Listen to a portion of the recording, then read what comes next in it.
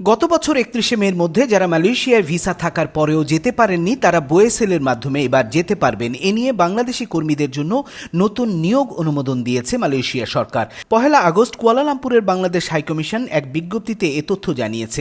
দূতাবাসের বিজ্ঞপ্তিতে আরও জানানো হয়েছে, সংশ্লিষ্ট কর্মীদের বিদেশটিতে নেয়ার জন্য ডিমান্ড লেটার বা চাহিদাপত্র সত্যায়নের প্রক্রিয়া শুরু হয়েছে। এজন্য ফরেন ওয়ার্কার্স সেন্ট্রালাইজড ম্যানেজমেন্ট সিস্টেমের অনলাইন পোর্টালে চেকলিস্ট অনুযায়ী নির্ধারিত সব তথ্যাদি দাখিল করতে হবে।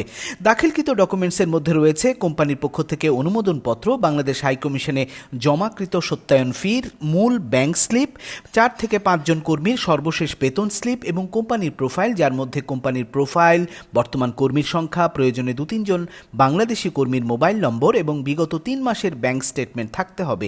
ব্যাংক ব্যালেন্সও যথাযথ থাকতে হবে, যেমন 100 কর্মীর জন্য ন্যূনতম 2 লাখ মালয়েশিয়ান রিঙ্গিত ব্যালেন্স থাকা প্রয়োজন।